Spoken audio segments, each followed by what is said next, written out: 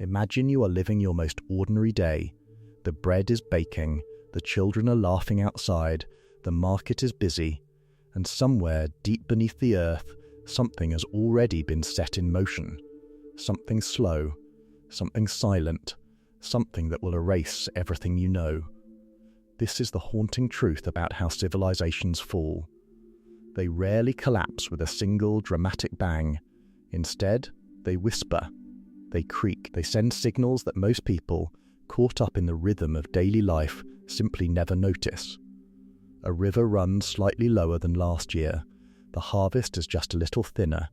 The rains come a few weeks later than expected. Each sign on its own seems manageable, forgettable even. But here is the uncomfortable truth. Nature does not send one warning. It sends dozens. Over years, over decades. The tragedy is not that civilizations were blindsided. The tragedy is that they saw the signs and, being human, they hoped. They adapted just enough to survive one more season. They built temples and prayed. They moved markets. They stored grain. And slowly, quietly, the margin between survival and collapse grew thinner than parchment. Scholars who study the fall of ancient societies have noted a chilling pattern. The most catastrophic collapses were rarely sudden. They were accumulated silences, small failures stacked upon small failures until the entire structure buckled under the invisible weight of ignored warnings. What does that say about us? About the signals we receive today and choose to explain away? Every great civilization believed it was different. Every one of them had reasons to feel secure. And yet, here we are, thousands of years later, brushing the dust off their bones, asking the very question they never thought to answer. What were they trying to tell us? Picture yourself standing at the edge of a great ocean cliff at twilight, the waves crashing far below you, violent and cold and impossibly deep. Somewhere beneath that churning darkness, according to one of history's most enduring stories, lies a world that was once alive, with streets and towers and the laughter of a sophisticated people. A world swallowed whole. The story of Atlantis comes to us from the ancient Greek philosopher Plato, writing around 360 BC. He described it as a naval empire of extraordinary power, a civilization so advanced it rivaled the gods themselves. And then, in a single day and night of catastrophic misfortune, it sank beneath the sea. For centuries, people have debated whether Atlantis was real or metaphorical. Many historians believe Plato invented it as a philosophical cautionary tale, a story about the dangers of pride and imperial overreach. Others have searched the ocean floor with genuine scientific urgency, pointing to geological evidence of sunken land masses, submerged coastlines, and ancient flood myths shared by cultures who never met. What makes the Atlantis legend so persistently powerful is not the mystery of whether it existed, it is what it represents. A civilization at its absolute peak, confident in its permanence, struck down not by a slow decline, but by the earth itself reclaiming what it had temporarily lent to human ambition. And here is the quiet philosophical truth wrapped inside the myth.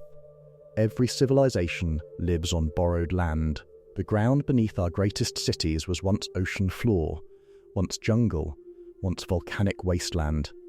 The earth has no memory of our empires. It holds no loyalty to our legacies. Atlantis, real or imagined, is the ocean's oldest reminder. That beauty, power, and brilliance are never as permanent as we desperately wish they were. Suppose you found yourself walking through a jungle so dense and so ancient that the trees themselves feel like walls, their roots swallowing stone like slow, patient hands. And then, through a gap in the canopy, you see it. A pyramid, enormous, precise, and utterly silent. No crowd, no ceremony, no living soul, just stone and jungle, and the deafening absence of 1 million people who once called this home. The Maya civilization was one of the most remarkable the world has ever produced. At its height, between 200 and 900 set, the Maya populated vast city-states across what is now southern Mexico, Guatemala, Belize, Honduras, and El Salvador. They were master astronomers who tracked the movements of Venus with extraordinary accuracy. Their written language was the most sophisticated in the ancient Americas. Their cities were architectural marvels, built without metal tools or the wheel. And then, over roughly 100 years beginning around 800 C, the great southern lowland cities were abandoned, not conquered, not burned, simply left. Researchers point to a devastating combination of prolonged drought, soil exhaustion from intensive agriculture, political fragmentation, and violent internal warfare among competing city-states. The Maya did not vanish from the earth. Their descendants are very much alive today, millions of them, carrying forward language, tradition, and memory.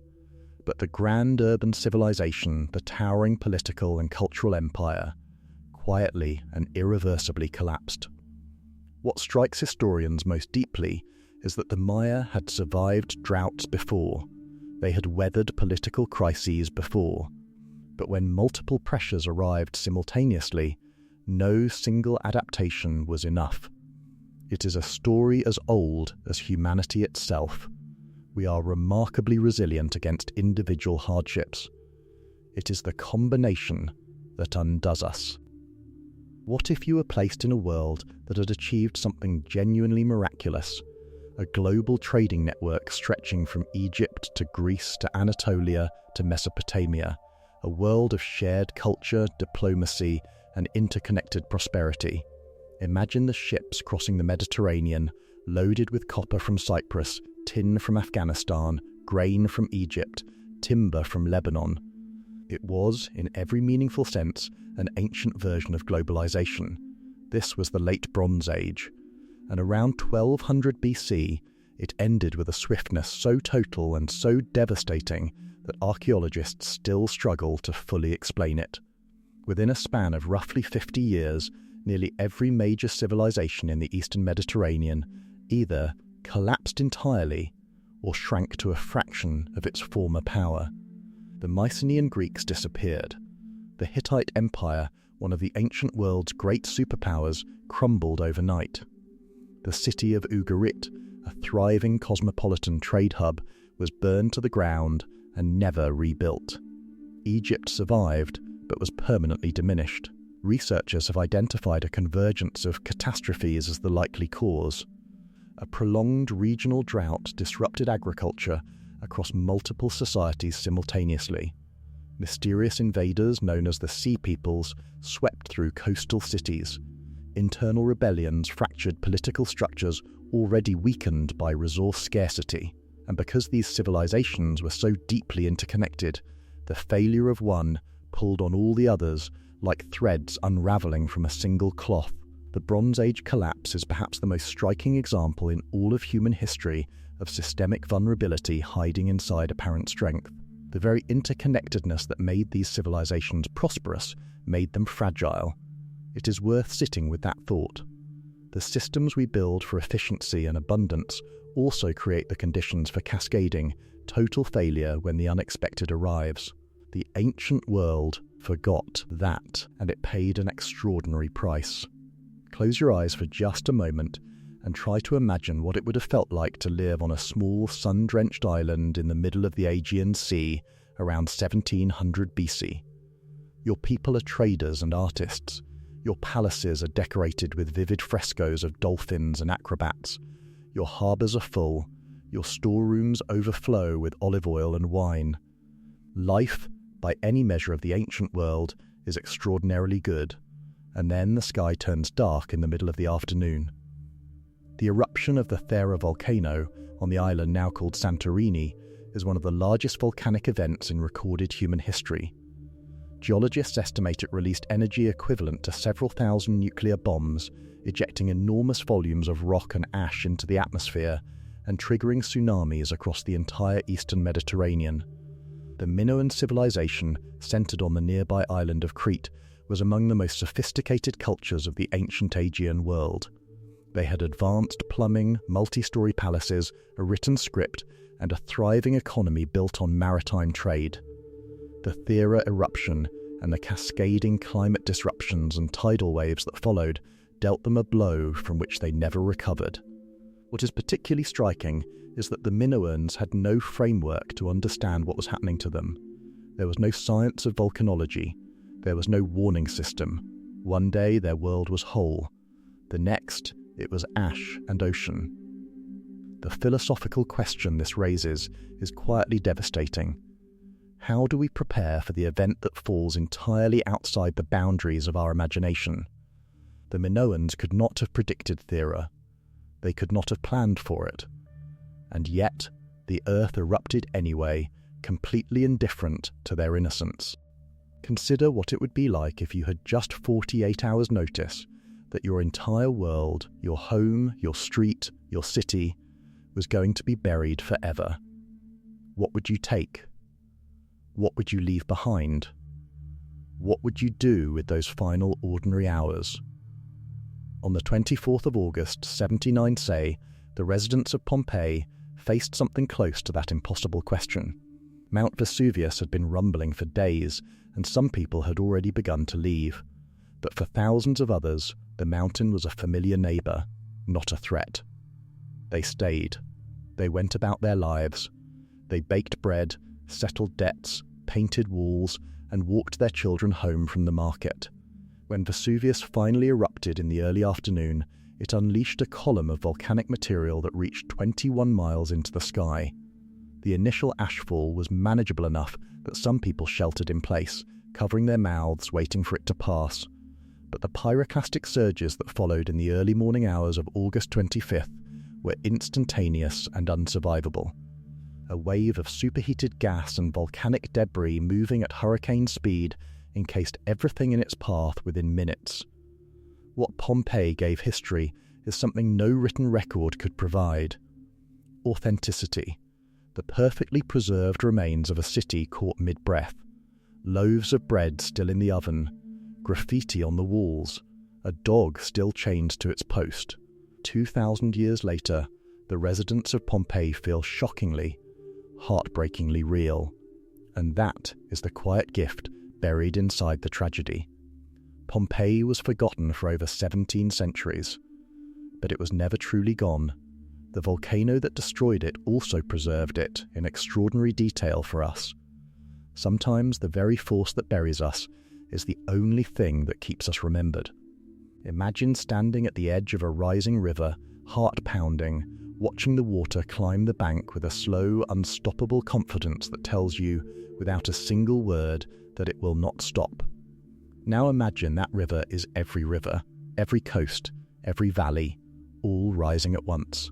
Flood myths appear in nearly every ancient culture on Earth.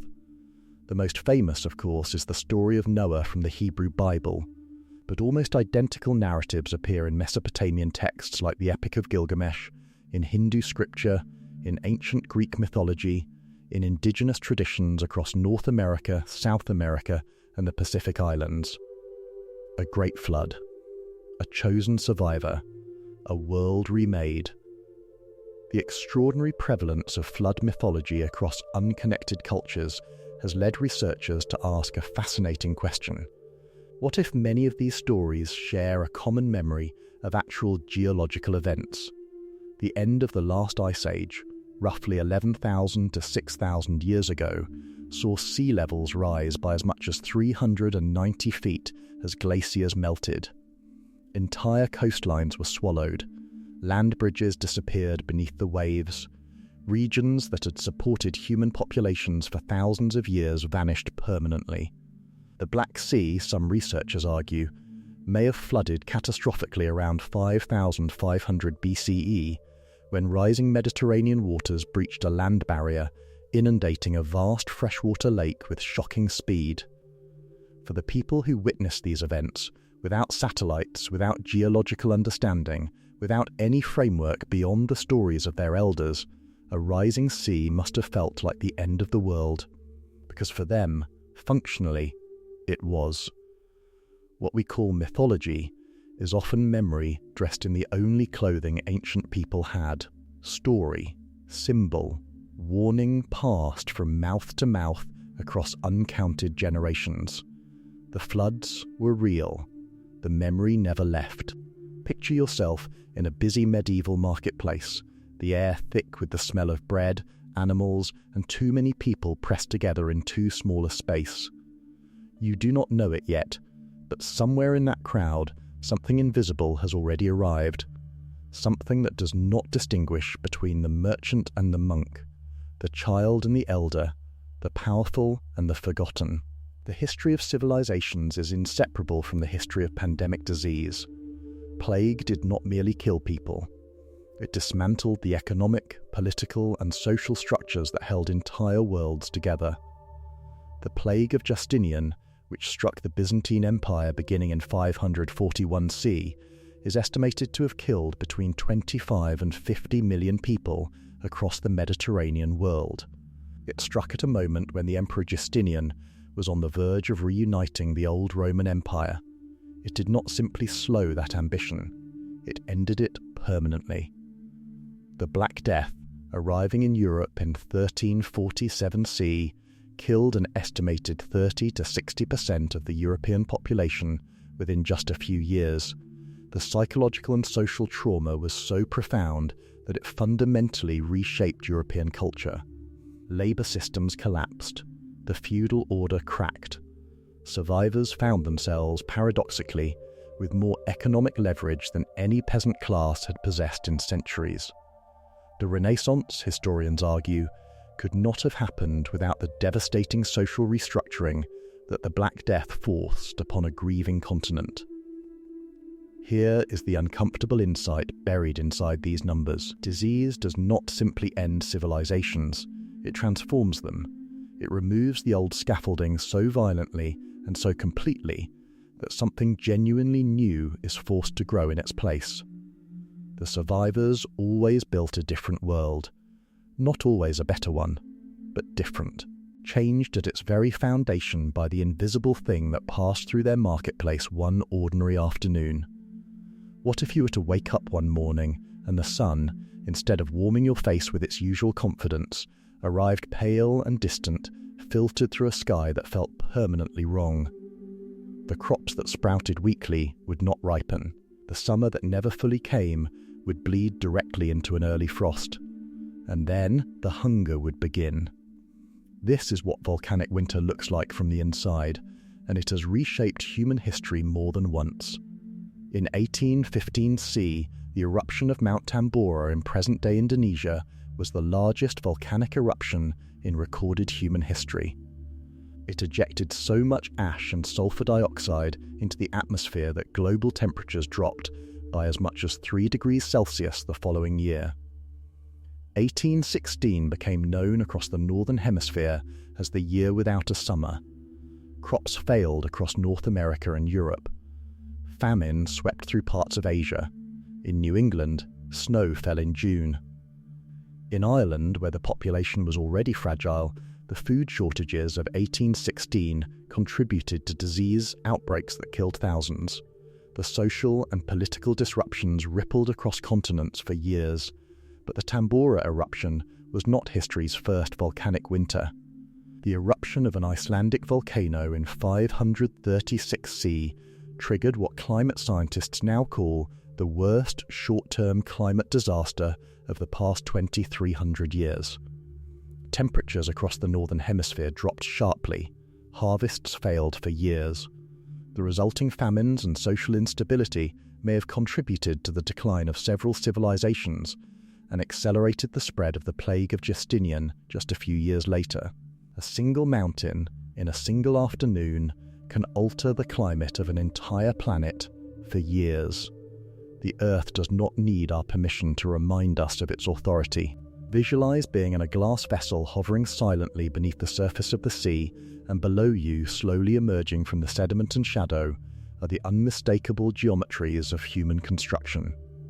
Streets, foundations, walls.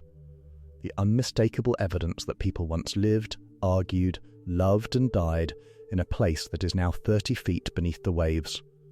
sunken cities are not legend. They are archaeology. Off the coast of Alexandria in Egypt, divers have recovered columns, statues, and the remains of the ancient royal quarter of Cleopatra, submerged by a combination of earthquakes and gradual coastal subsidence over 2 millennia. The city of Pavlopetri off the southern coast of Greece dates back approximately 5,000 years and remains one of the oldest submerged cities ever discovered, its streets and building outlines eerily intact beneath just a few meters of water. In the Gulf of Cambay off India's western coast, researchers have identified what may be the remains of a settlement up to 9,500 years old, predating all known cities by thousands of years, lying submerged beneath the sea. The evidence remains contested among scientists, but the geological reality is undeniable. Vast stretches of the Indian subcontinent's continental shelf were above sea level during the last ice age and were inundated as glaciers melted. The world we call ancient is not the oldest world. Beneath our oldest known cities lie older ones still, swallowed not by war or plague, but by the slow, patient rise of the sea. Every coastline you have ever walked along was once farther out than it is today. Every beach you have enjoyed was once dry land where someone built a life. The water does not erase history, it simply moves in and rearranges the furniture. Suppose you found yourself in a city of extraordinary planning, wide, straight streets laid out on a precise grid, homes with their own private bathrooms connected to a sophisticated municipal drainage system, public granaries, standardized weights and measures, a prosperous, apparently peaceful urban civilization spread across an area larger than ancient Egypt and Mesopotamia combined. This was the Indus Valley civilization, also known as the Harappan civilization, which flourished from approximately 3000 to 1500 BC across what is now Pakistan and northwestern India. At its height, it may have supported a population of over 5 million people. And then it faded. Quietly, gradually, and mysteriously. Unlike the Bronze Age collapse or the fall of Rome, the Indus' decline left no dramatic record of invasion or sudden catastrophe. The great cities of Mohenjo-Daro and Harappa were not burned. They were not conquered and rebuilt by a new power. They were simply, gradually abandoned. People moved eastward. Urban complexity gave way to smaller, rural settlements. The written script of the Indus people, still completely undeciphered, fell out of use and has never been read. Researchers now believe that a prolonged shift in the monsoon patterns, possibly triggered by broader climate changes around 2000 BC, dried out the rivers and agricultural systems that sustained Harappan cities. Without reliable water, the urban infrastructure that made those cities possible became unsustainable. What haunts historians most deeply about the Indus civilization is its silence. We cannot read their words. We do not know their gods by name. We do not know what they called themselves. They built sewers that would impress a modern urban engineer.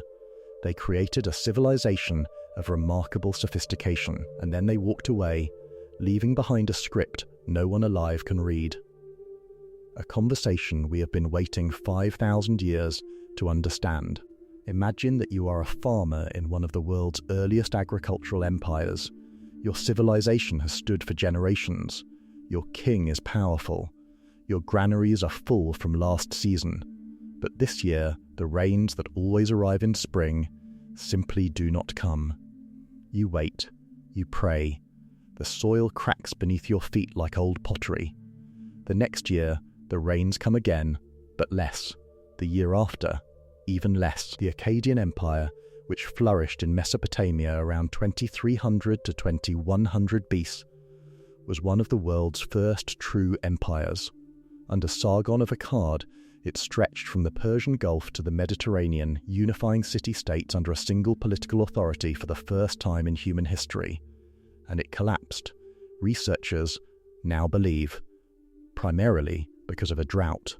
A severe, prolonged and catastrophic drought that struck the Fertile Crescent around 2200 BC and lasted for roughly 300 years.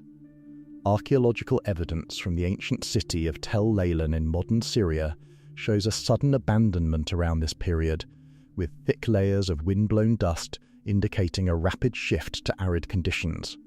Soil cores from the region reveal a dramatic reduction in rainfall that aligned precisely with the empire's decline.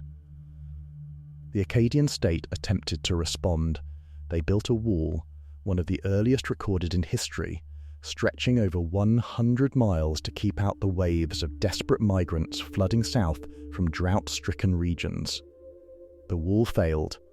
The migrants came anyway. The empire that had unified Mesopotamia shattered. Climate, as the Akkadians learned at devastating cost, is not a backdrop to civilization. It is civilization's foundation. Everything built above it, every palace, every empire, every carefully recorded harvest, rests entirely on the assumption that the rains will return.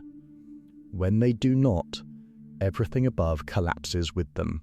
Picture yourself hacking through dense Cambodian jungle in the heat of midday, sweat soaking through your clothes, insects humming against your ears, and then the trees part, and you stop breathing, because in front of you, half reclaimed by roots and vines, is a tower, and then another, and then a skyline of stone temples stretching further than you can see.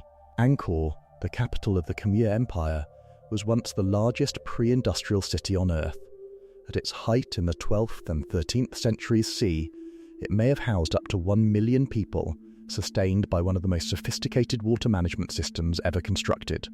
An extraordinary network of canals, reservoirs and channels called borees collected and distributed monsoon rainwater across the region, enabling the agricultural surplus that fed a vast urban population.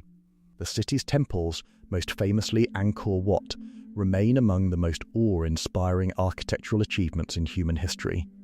By the 15th century, Angkor had been largely abandoned. For centuries, the reasons were debated. Recent research using advanced radar mapping and tree ring analysis from ancient trees has revealed a clearer picture. The Khmer Empire was struck by a series of extreme climate events. Mega droughts alternating with catastrophically powerful monsoon seasons overwhelmed the hydraulic infrastructure that the entire civilization depended upon. Canals silted up, reservoirs failed, agricultural yields collapsed. Political instability followed as the city's ability to feed itself broke down. The very system that made Angkor extraordinary, its reliance on precise water management, made it exquisitely vulnerable to climate variability it could not control. Angkor did not fall to an invading army. It was brought down by water. Too much, then too little, then too much again. The jungle, patient and absolute, moved back in and began the slow work of remembering what human hands had built. What if you were placed in a landscape so lush and so alive that it seems almost impossible to believe? Green rolling hills, wide shallow lakes, herds of cattle grazing beneath a sky filled with birds, and then told that in just a few thousand years, every single drop of that life would be gone, replaced by the largest hot desert on Earth? This is not imagination. This is what happened to the Sahara.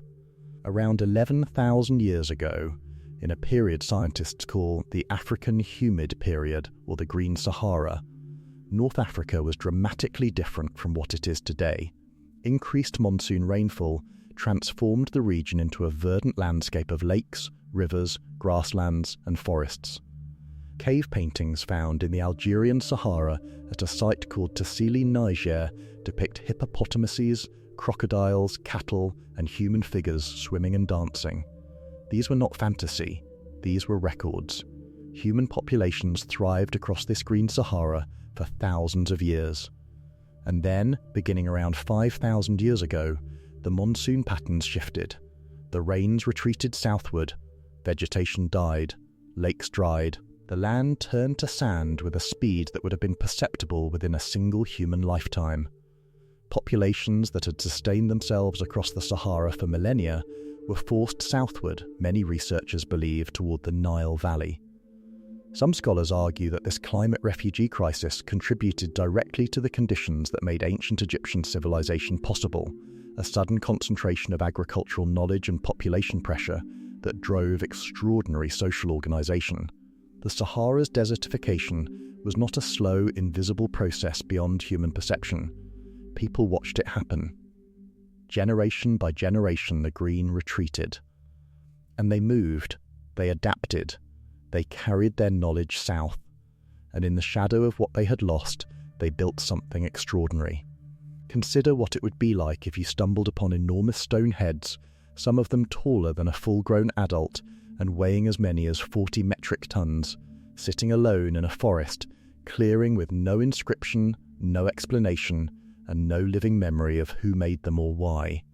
This is what archaeologists discovered in the tropical lowlands of southern Mexico. The Olmec, widely considered the mother civilization of Mesoamerica, created these colossal heads along with pyramids, sophisticated urban centers, a complex religious iconography, and possibly one of the earliest writing systems in the Americas.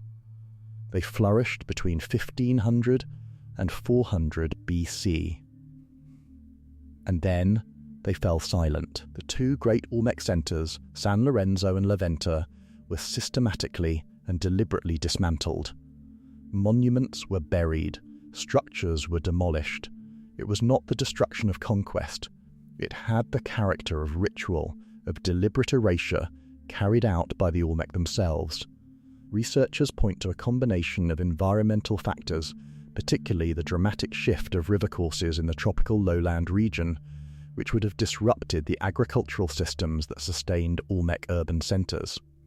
Volcanic activity may also have contributed, but the mystery of the deliberate monument burial remains incompletely understood.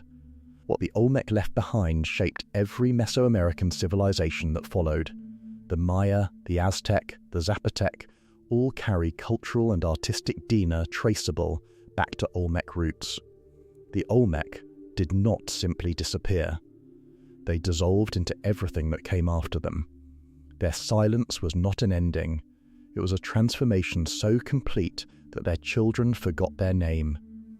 There is something deeply human in that. The most lasting legacies are often the ones that lose their label but keep their shape, absorbed invisibly into the civilizations that bury them. Imagine stepping into a city built into the face of a cliff, hundreds of feet above a canyon floor. The rooms are small and carved with care. The walls still show the faint impressions of the hands that plastered them. The doorways are low, built for a people who move through their world with an intimacy we have largely forgotten. The ancestral Puebloans, long referred to as the Anasazi, built one of the most remarkable architectural traditions in North American history. Their cliff dwellings at Mesa Verde in present-day Colorado, their great houses at Chaco Canyon in New Mexico, were sophisticated, planned communities that served as both homes and ceremonial centers for thousands of people. And then, around 1200 say, they left. Cliff palaces were sealed, great houses were abandoned, entire communities dissolved and moved south toward the Rio Grande Valley and the Colorado Plateau. The most compelling evidence points to a catastrophic drought beginning in 1276 C that lasted for 23 years. Tree ring data, which scientists use to reconstruct ancient climate conditions with remarkable precision, shows this period as one of the driest in the region's history.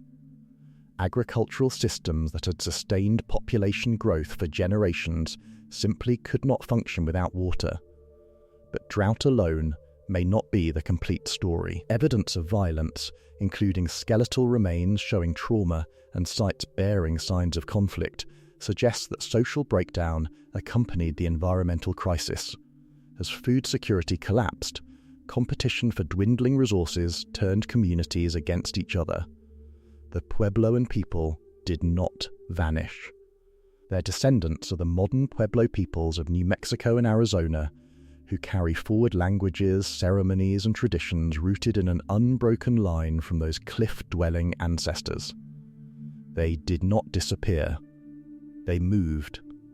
They remembered. They endured. That is not a story of failure. That is one of humanity's oldest and most quietly heroic stories.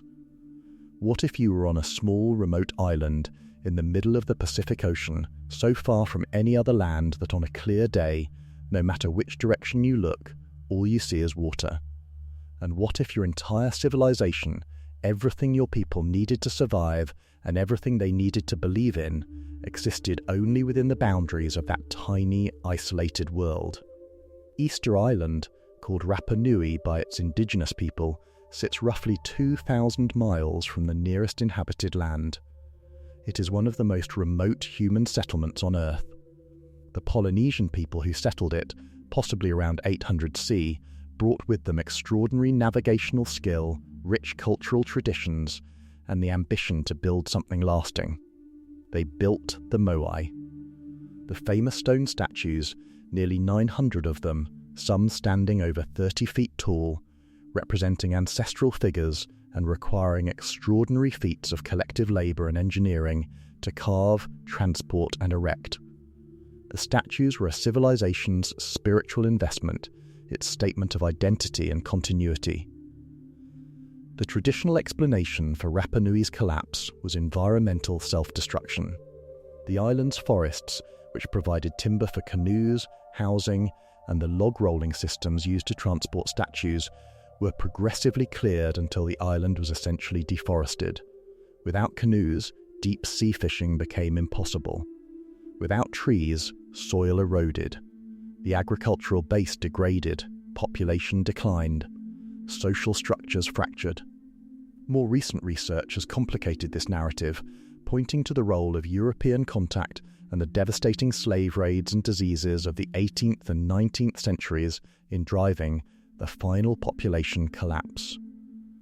But the fundamental lesson of the Moai remains unchanged. A civilization poured its finite resources into monuments built for eternity, without noticing that the finite world sustaining it was shrinking. The statues still stand, the forests that fed them do not. Picture yourself opening a pantry that was full last month, reaching your hand to the back of the shelf and finding nothing. Now imagine that every pantry, in every home, in every village, in every direction you could walk, is equally empty, and the harvest that should have been growing in the fields never came. Famine is among the most ancient and most devastating forces in human history. It does not merely kill, it degrades, it dismantles social bonds, it forces impossible choices, and it leaves a trauma on communities that can persist across generations. The Great Famine of Ireland, from 1845 to 1852 C, is one of history's most documented and heartbreaking examples.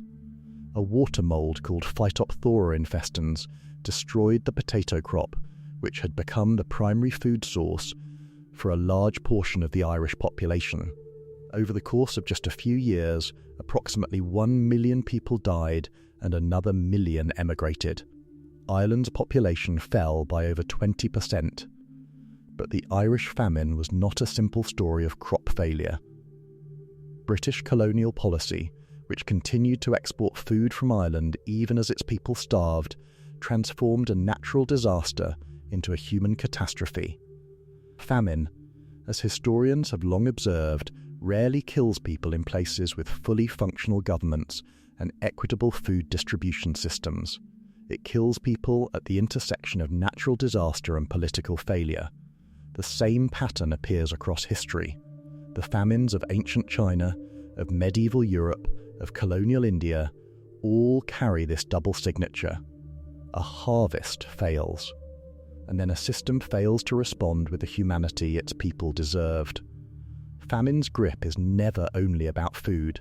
It is always also about power, about who decides who eats, about whose suffering is visible, and whose is allowed to continue in silence.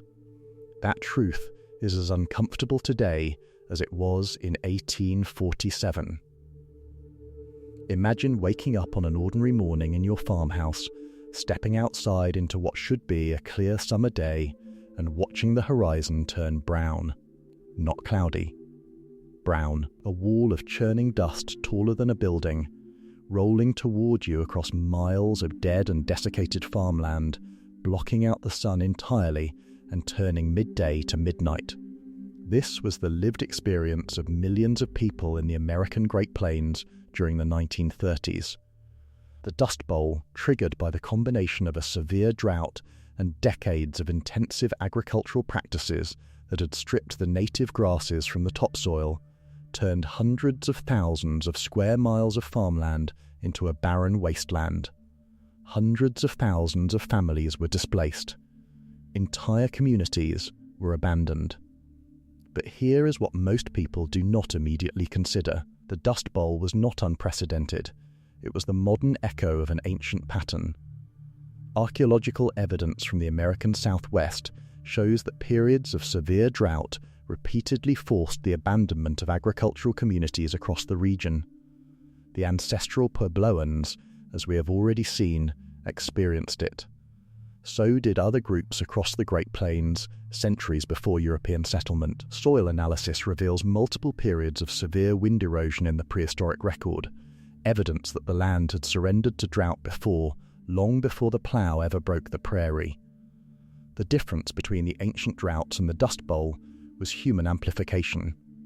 By removing the deep-rooted grasses that had anchored the plain soil for millennia, modern agricultural practices made a natural drought exponentially more catastrophic. The ancient people of the plains understood, through generations of hard experience, that the land had limits. They moved when it told them to. The tragedy of the Dust Bowl is that the knowledge was always there, written in the soil, waiting to be read. We simply did not know how to listen. Stand at the beach on a calm morning. The water for a moment seems to pull back, further than the tide should allow, further than feels natural. The seafloor is briefly, wrongly visible. The birds go silent, and then, from the horizon, it comes. Not a wave, a wall, moving faster than you can run, higher than the trees, carrying within it the full, indifferent weight of the ocean. Tsunamis have shaped and shattered human civilizations throughout history, with a violence so sudden and so total that survivors often describe them not as natural events, but as divine judgment. And who could blame them? There was no framework in the ancient world for understanding what had just happened.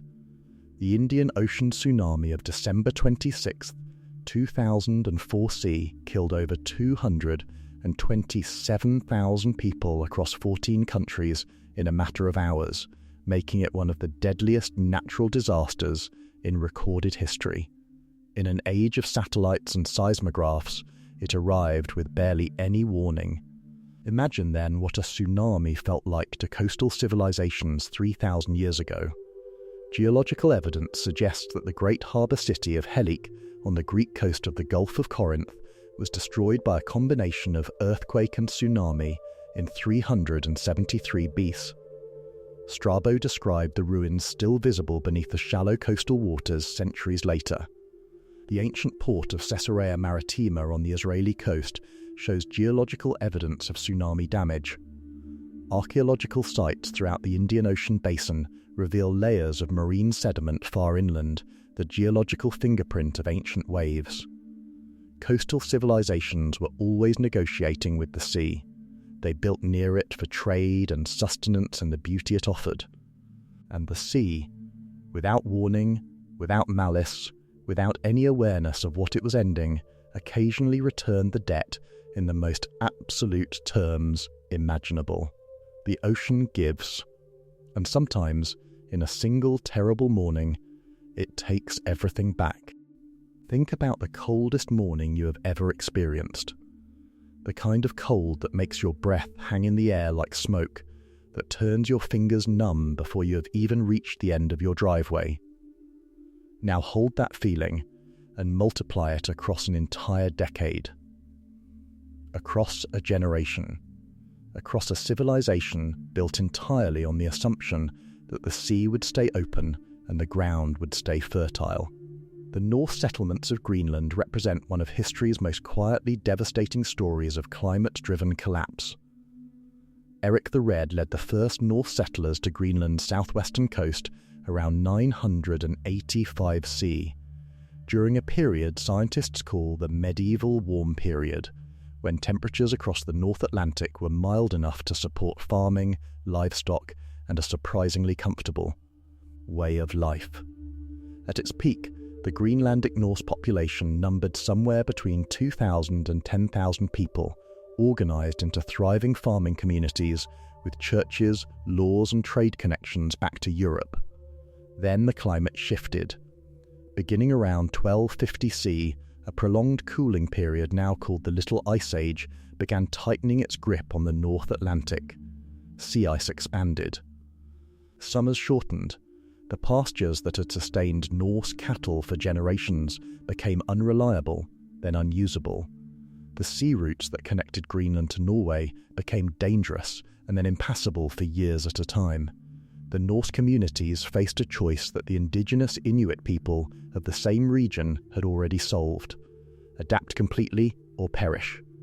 The Inuit, with generations of cold weather knowledge, thrived. The Norse, clinging to a European agricultural identity that simply could not function in a cooling Arctic, slowly starved. By around 1450 C, the last Norse settlement in Greenland had fallen silent. They did not lack courage. They lacked the willingness to become someone new, and that distinction, quiet as it sounds, made all the difference. Let yourself drift into this for a moment. You have grown up inside the greatest city the Western world has ever known. The aqueducts bring fresh water directly to public fountains. The roads connect every corner of a territory spanning 3 continents. The army is unmatched. The law is sophisticated. The markets are full. Rome, as far as anyone you have ever met is concerned, is not just an empire. It is the permanent condition of the world. And then, so slowly you almost do not notice, the edges begin to fray. The fall of the Western Roman Empire is not a single event. It is a process stretching across centuries, debated by historians who have filled libraries arguing over its primary cause. The list of contributing factors is almost overwhelming. Military overextension across impossible borders. Economic inflation driven by currency debasement. Political instability, with emperors rising and falling with terrifying frequency. The increasing reliance on foreign-born soldiers whose loyalty was to their commanders rather than to Rome itself. The devastating blow of pandemic disease, including the Antonine Plague and the Plague of Cyprian, which killed millions and destabilized the economic foundation of the empire. The traditional date given for the fall of the Western Roman Empire is 476 C, when the Germanic chieftain Odoacer deposed the last Western emperor, Romulus Augustulus, but by that point, the fall had already been happening for generations. People living through it did not experience a dramatic collapse. They experienced the slow, grinding normalization of dysfunction. Roads went unrepaired, trade contracted, cities shrank. The complex systems that had once made Roman life extraordinary simply became too expensive and too complicated to maintain. Rome did not fall in a day. It forgot, one small thing at a time, what it had taken centuries to learn. Cast your mind to the shores of North Africa, the warm Mediterranean breeze carrying the smell of salt and cedar and the particular energy of a city that has spent centuries becoming indispensable to the ancient world. Carthage, on the coast of what is now Tunisia, was once Rome's greatest rival. A maritime empire of extraordinary sophistication, a trading civilization that stretched its commercial reach from the Atlantic coast of Africa to the islands of the Western Mediterranean. It was a civilization that should, by any reasonable measure, have endured. In 146 BC, after 3 long and devastating wars known as the Punic Wars, Rome made a decision that went beyond military victory. Roman forces under the command of Scipio Aemilianus besieged Carthage for 3 years, breached its walls, and then spent 17 days methodically destroying the city street by street, house by house. The surviving population of roughly 50,000 people was sold into slavery. The city was burned. The ruins were levelled. The ancient claim that Rome salted the earth of Carthage to prevent anything from ever growing there again is almost certainly a later embellishment. The land was too agriculturally valuable for Rome to destroy it. But the symbolic power of that story has endured precisely because it captures something emotionally true about what Rome intended. This was not conquest. It was erasure. What is striking is not merely that Carthage was destroyed, but why Rome felt the destruction needed to be so absolute. Carthage was not just a military threat. It was a cultural and commercial alternative to Roman dominance. It represented a different way of organising power. Rome could not simply defeat Carthage. It needed Carthage to cease to have ever existed. History is written by the survivors, but sometimes it is also rewritten by the ones who burned the library. Envision yourself as a farmer standing at the edge of your field at the end of a long growing season. You reach down and pick up a handful of the soil that your family has worked for as long as anyone can remember. It crumbles between your fingers in a way that feels different from last year. Drier, finer, lighter, as though something essential has quietly left it. You plant anyway. Because what else do you do? Soil degradation is one of the most underappreciated forces in the collapse of ancient civilizations. It is invisible, gradual, and utterly merciless, and it has ended more agricultural societies than war. The civilization of ancient Mesopotamia, which flourished between the Tigris and Euphrates rivers in what is now Iraq, pioneered large-scale irrigation agriculture thousands of years ago. It was a genuine revolution in human capability. Water drawn from rivers and spread across fields allowed populations to grow beyond anything rain-fed agriculture could support. But irrigation in a hot, dry climate carries a hidden cost. As river water evaporates from irrigated fields, the mineral salts it carries are left behind in the soil. Over generations, this process, called salinization, progressively poisons the land. Salt-tolerant crops must replace salt-sensitive ones. Yields decline. Fields that once fed thriving cities produce diminishing returns despite equal or greater labour. Cuneiform tablets from ancient Sumer document this process with heartbreaking clarity. Texts from around 2100 BC describe fields turning white with salt. Records show the progressive replacement of wheat with the more salt-tolerant barley. And then, eventually, even the barley yields collapse. Scholars believe soil salinization was a significant contributing factor in the decline of Sumerian city-states. The most dangerous threats to a civilization are not always the dramatic ones. Sometimes they arrive in handfuls of tired earth, quietly, season by season, until the land simply cannot give any more. Step back with me to a village in 14th century Europe. It is autumn, and the harvest has been gathered, but there is less of it than last year, and last year there was less than the year before.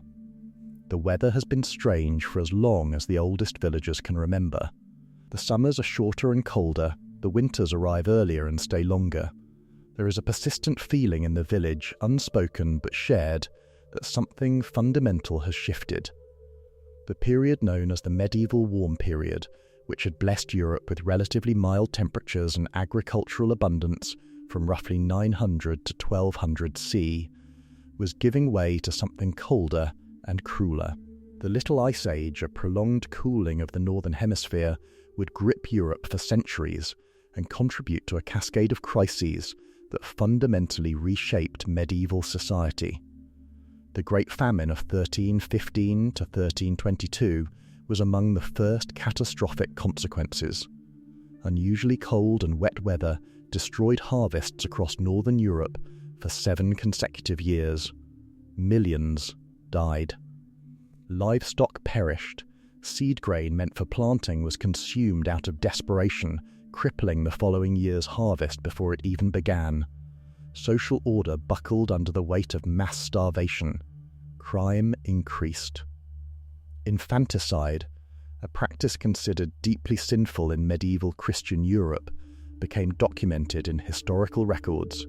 Kings and lords found their authority tested by populations too hungry to remain orderly, and this famine arrived a full generation before the Black Death, which struck in 1347 CE and killed somewhere between 1/3 and 1/2 of Europe's population. The medieval darkness was not metaphorical. It was climatological. It was agricultural. It was human. A slow dimming of the conditions that had made European civilization possible felt first in the soil, then in the stomach, and finally in the spirit of an entire continent searching for an explanation that its world could not yet provide. Picture the sky above you beginning to change colour, not with clouds, not with smoke, with movement.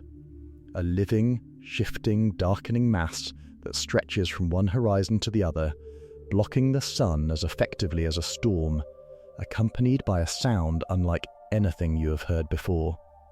A dry, papery roar, the sound of 1 billion pairs of wings. A locust swarm is among the most viscerally terrifying natural phenomena a farming civilization can face.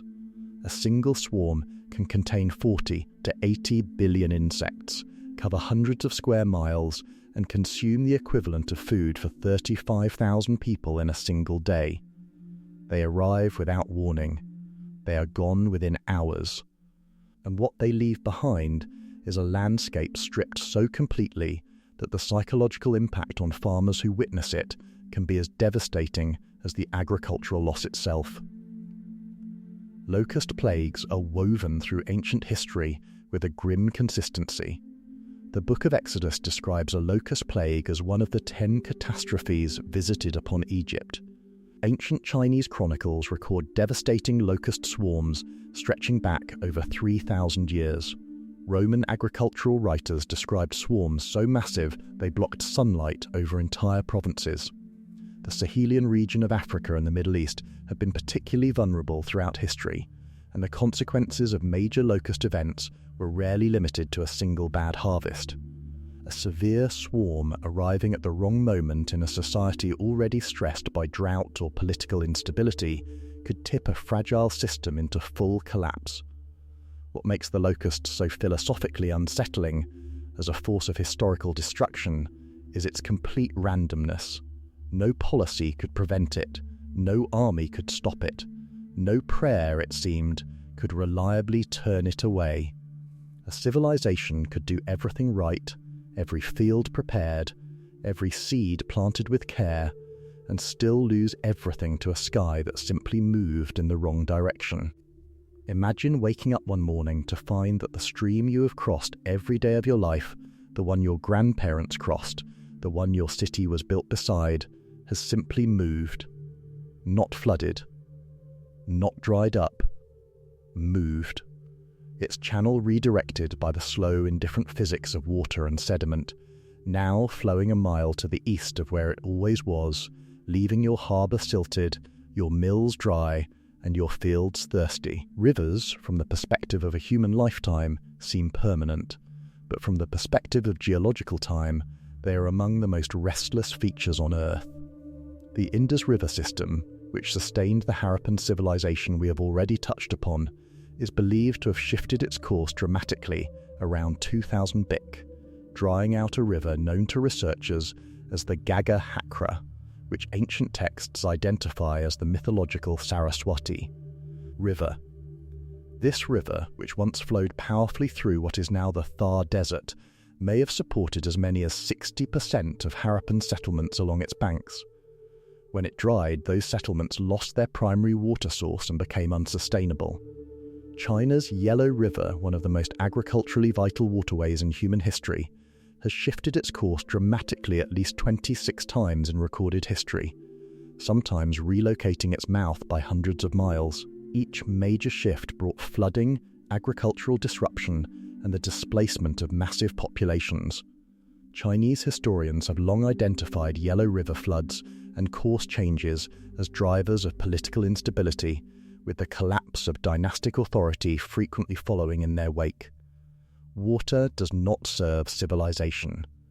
Civilization serves water, building itself around wherever water chooses to go. The moment a society forgets that its rivers are the decision-makers and not the servants, it has already begun to misunderstand its own foundations.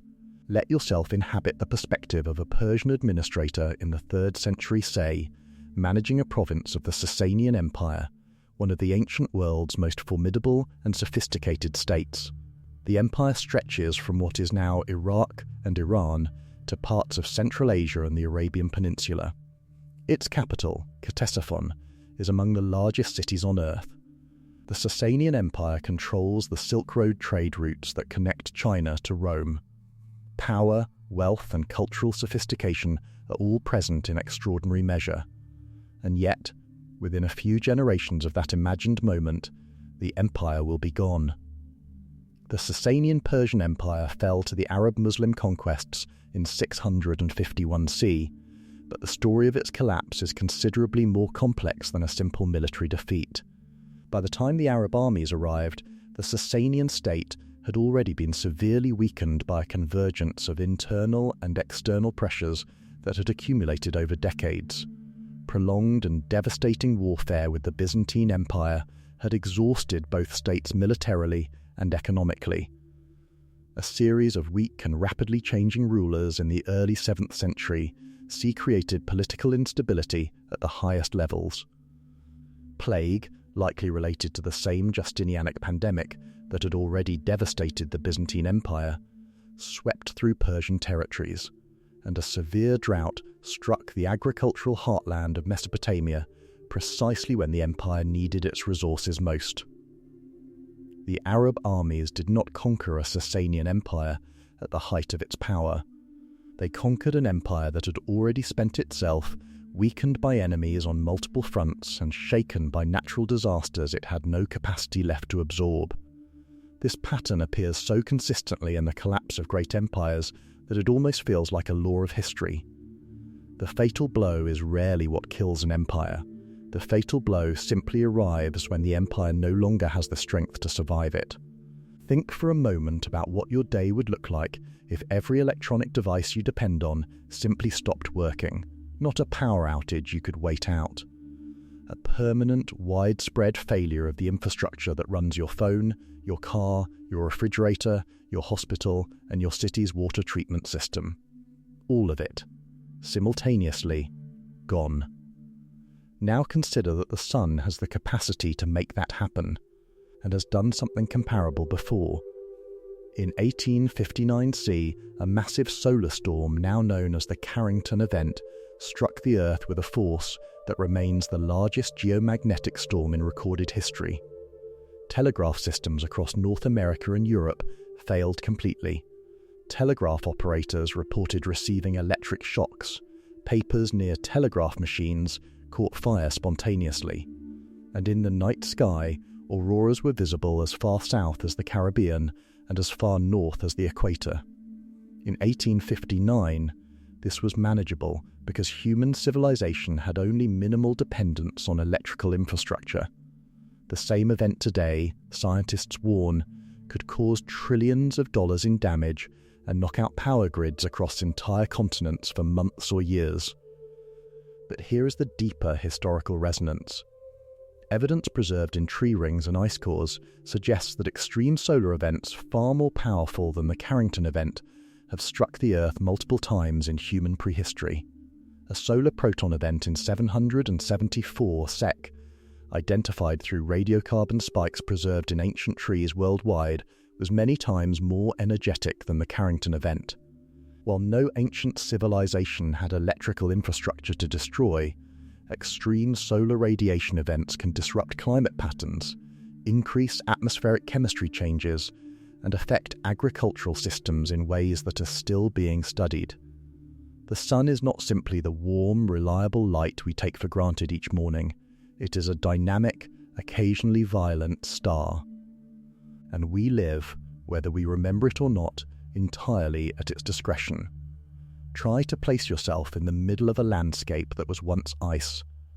Not the polite, temporary ice of a cold winter, but the deep, continent-covering ice of a glacial maximum, where sheets of frozen water miles thick pressed down on the land and pushed the sea back, exposing vast plains that are now submerged ocean floor. For tens of thousands of years, our ancestors did not merely survive in an Ice Age world, they thrived in it. They developed sophisticated hunting strategies tailored to megafauna like the woolly mammoth and the giant ground sloth. They painted extraordinary art on the walls of caves in France and Spain. They crossed land bridges that no longer exist, populating continents that had never seen a human footprint. And then, around 11,700 years ago, the ice began to retreat. The end of the last ice age was not a gradual, gentle warming. It was punctuated by dramatic climate swings. One such event, called the Younger Dryas, occurred when a massive influx of glacial meltwater into the North Atlantic disrupted ocean circulation patterns and plunged the Northern Hemisphere back into near-glacial conditions for approximately 1,200 years, just as warming had begun to accelerate. For the human communities that had begun adapting to a warmer, wetter world, the sudden return of cold conditions was devastating. Archaeological evidence from sites across the Middle East and Europe suggests significant population disruption during the Younger Dryas. When the warming finally resumed and stabilized, the world it left behind was fundamentally different. The megafauna were gone, or going. The land bridges were submerged. The vast grasslands that had fed Ice Age hunters were becoming forest and desert. Humanity had to reinvent itself. And it did, developing agriculture, permanent settlements, and the foundations of what we now call civilization. We are the children of people who survived the ice. That resilience is not incidental to who we are. It is our oldest inheritance. Let yourself sit with this for a moment. You are going about an ordinary week. Work, family, the small rituals that give your days their shape. And somewhere across the city, in a neighborhood you will never visit, something microscopic has already arrived. You do not know it yet. Neither does anyone else. And within months, it will have changed everything. This is how epidemics have always worked, not with announcement, not with visible menace, with silence and proximity and the terrible efficiency of a pathogen that needs nothing from the world except a warm body to move through. The Antonine Plague, which struck the Roman Empire beginning around 165 C, is believed to have been smallpox or measles introduced to a population with no prior immunity. It killed an estimated 5 to 10 million people over roughly 15 years, including the Emperor Lucius Verus. Roman military campaigns were disrupted. Agricultural labour forces were devastated.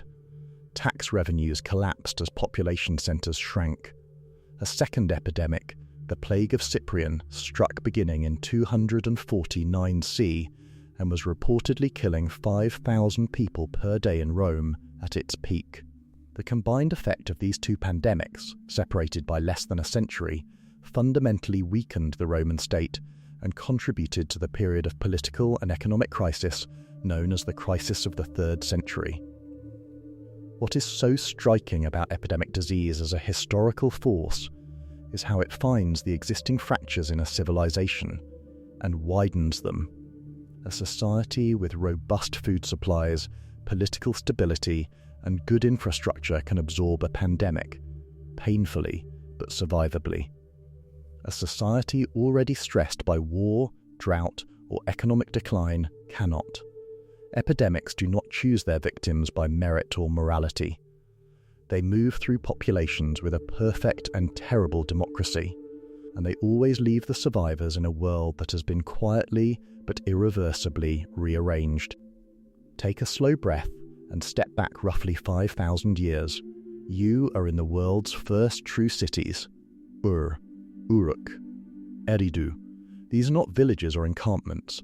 They are genuine urban centres with tens of thousands of inhabitants, monumental architecture, specialised labour, long-distance trade, and the world's earliest known writing system, cuneiform script pressed into clay tablets to record grain inventories, legal transactions, and eventually poetry and mythology.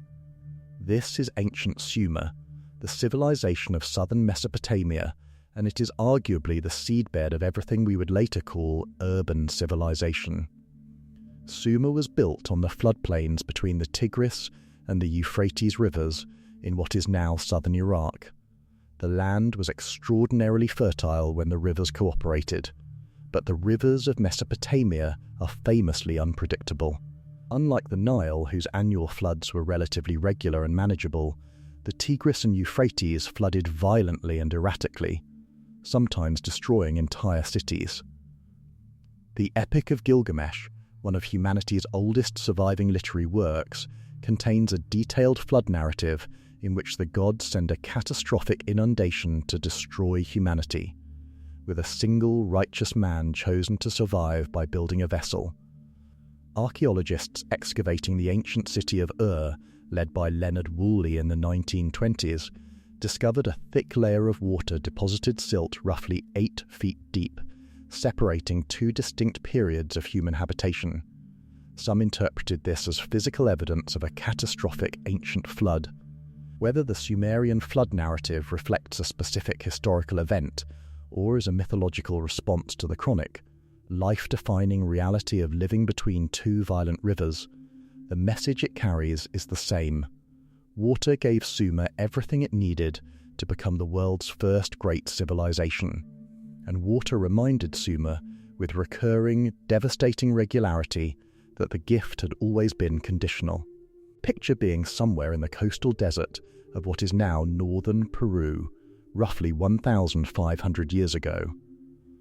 The landscape around you is harsh and dry, but your civilization has mastered it with astonishing ingenuity. Intricate irrigation canals bring water from distant rivers across miles of desert to fields of maize, beans, and squash. Your people are extraordinary artists, producing ceramic vessels of such lifelike detail that they seem almost to breathe. Your pyramids, the Huacas del Sol y de la Luna, are among the largest adobe structures ever built in the ancient Americas. This is the Moshi civilization, and it is about to face something it cannot engineer its way out of. Beginning around 550 say, a prolonged El Niño event brought catastrophic rainfall to the normally arid Peruvian coast. The irrigation systems that the Moshe had perfected for a dry climate were overwhelmed and destroyed. Flooding swept away canals and fields. Then, following the floods, a severe drought reversed conditions dramatically. The rivers that the Moshe depended upon shrank. Fields that had been washed out could not be replanted. Archaeological evidence at Moshe sites shows dramatic disruption during this period. Sacred pyramids were defaced, elite burials were disturbed. Evidence suggests that the social and religious authority of the Moshe ruling class was challenged and, in some areas, violently overthrown, likely by populations who blamed their leaders for the disasters that had befallen them. By around 800 CE, the Moshe civilization as a coherent political and cultural entity had dissolved. What the Moshe story illustrates with heartbreaking clarity is how dependent every civilization's political legitimacy is on its ability to manage nature on behalf of its people. When the canals failed, more than the harvest failed. The authority of the people who promised to keep the canals working failed with it.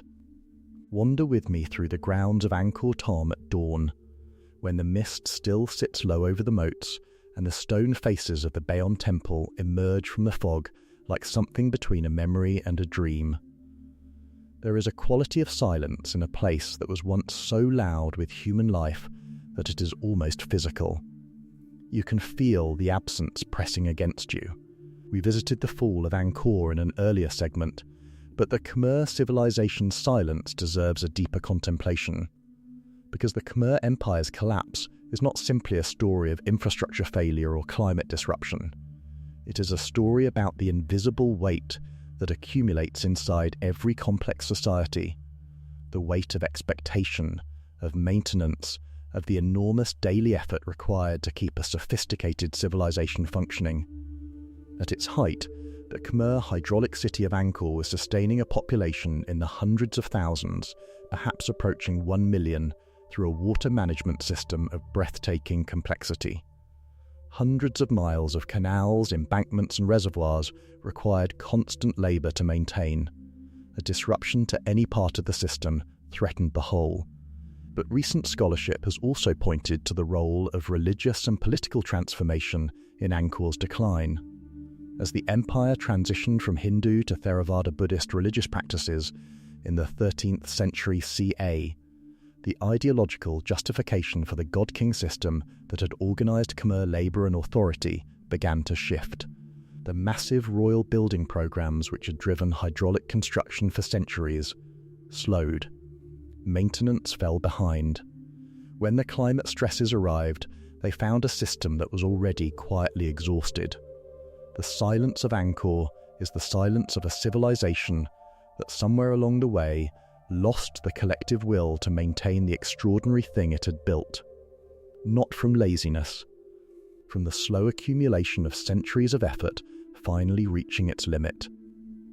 Find a truly quiet place in your mind, not the quiet of an empty room, but the deep geological quiet of a world before cities, before agriculture, before the accumulated noise of human civilization. The quiet of a planet that has hosted life for over 3 billion years and witnessed the rise and fall of species, ecosystems, and entire geological eras with the same patient, absolute indifference. The Earth has been silent before, catastrophically, completely silent. In the history of life on this planet, there have been 5 major mass extinction events. The most severe, the Permian-Triassic extinction, approximately 252 million years ago, eliminated an estimated 96% of all marine species and 70% of all terrestrial vertebrate species. The cause was a convergence of massive volcanic activity in what is now Siberia, the resulting greenhouse gas emissions, ocean acidification, and global temperature spikes. The Earth needed millions of years to recover. The most recent mass extinction, 66 million years ago, ended the reign of the non-avian dinosaurs when an asteroid struck the Yucatan Peninsula with a force equivalent to billions of nuclear weapons, triggering global fires, a years-long impact winter, and the collapse of food chains. Worldwide, these events are not directly part of the story of human civilization. They predate us by millions of years. But they are part of the story of the Earth we live on. This planet has been remade repeatedly and catastrophically by forces that operated on scales completely beyond any living thing's capacity to influence or survive. We arrived on Earth during an unusually stable period in its geological and climatic history.